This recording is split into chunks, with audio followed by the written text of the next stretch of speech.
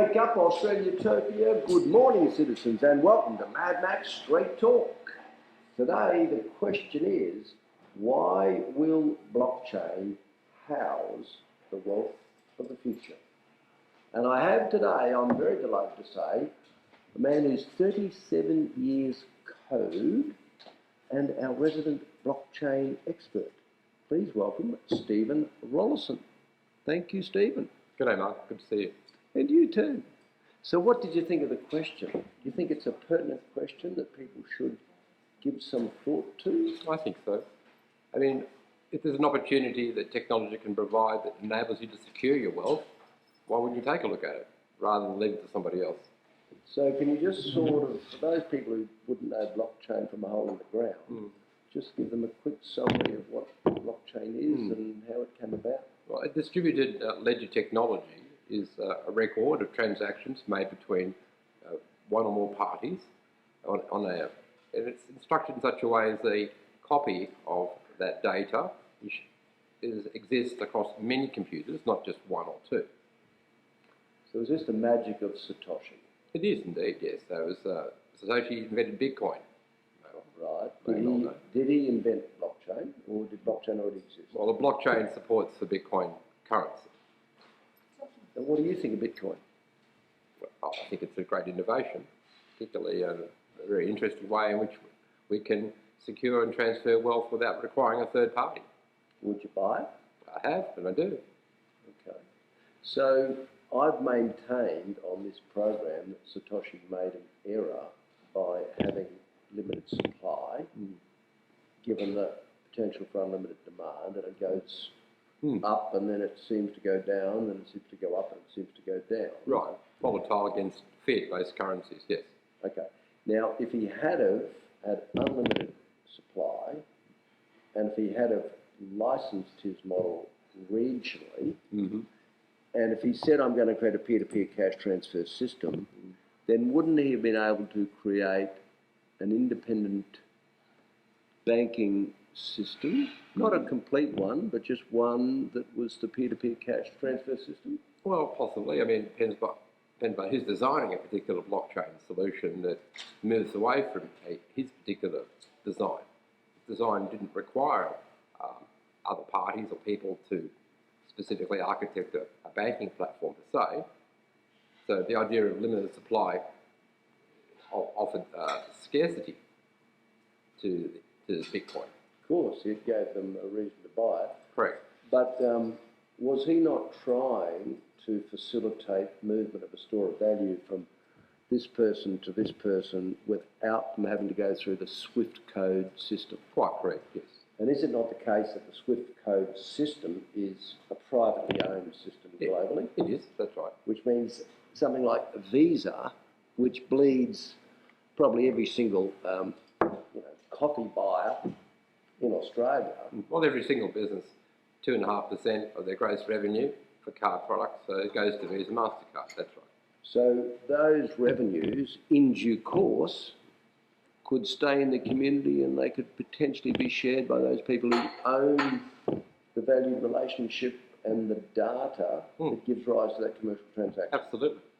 So with that in mind, do you see the potential that alternative regional currencies might be promulgated? Absolutely.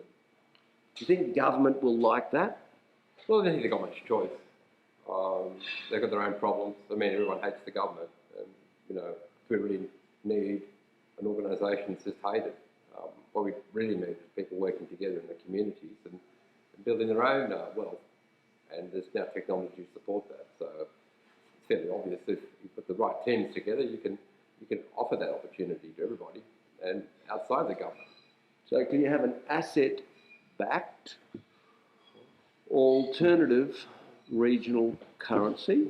Absolutely. I mean, we're already having blockchains being developed to support assets of all types, whether that be property or any form of goods and services or activity, can be represented in the blockchain and easily traded and exchanged with others.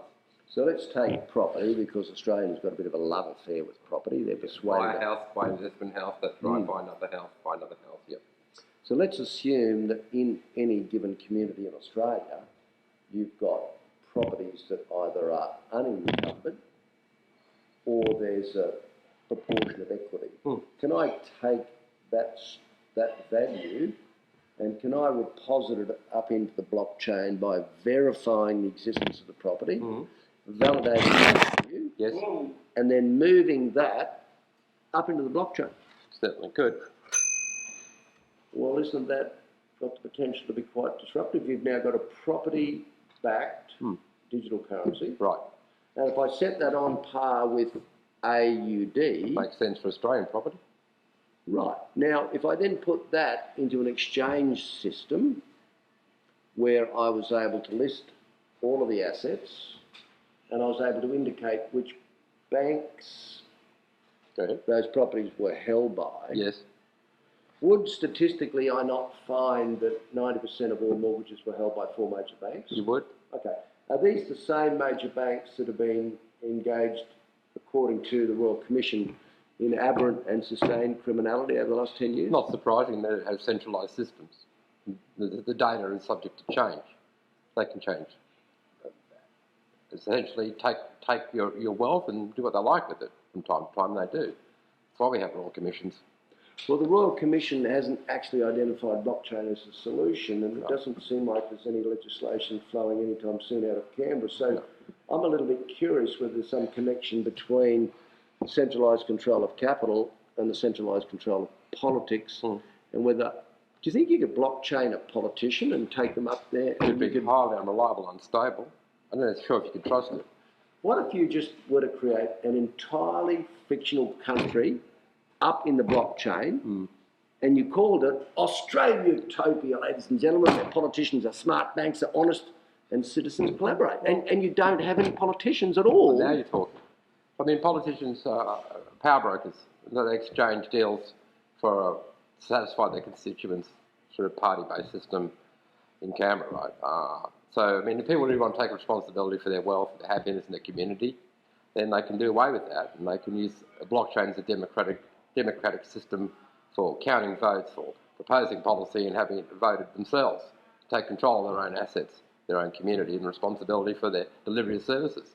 So does that mean that we can actually invite certain politicians up there and just sort of have them there just for pure entertainment value? Well, they are pretty much just entertainment value, aren't they? But they do control the purse strings of our economy, and we're all complaining about how terrible they do a job of that, don't we? But what if we move the entire economy up into the blockchain and our country... See, Australia's got $1 trillion of debt, but our country, you'd have no debt. And all we've got to do is then get members to come through the door. I like it. Agree some foundational philosophy, and possibly, 7 principles of mutualism, and say, would you agree to be bound by this?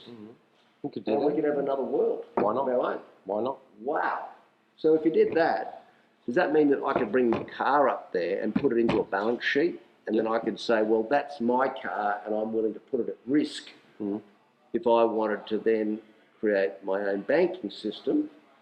Feasibly, yeah, that's what banks sort of do in a way, but that opportunity is not really available to the citizen today, is it?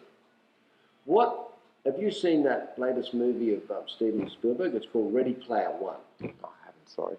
Well, I haven't either, but I've seen the scenes repeatedly, and in that, VR, which is really inexpensive today, wouldn't it be possible for the members to all have characters up there in the blockchain to give themselves a bit of personality? Do have some personality in this country, couldn't we?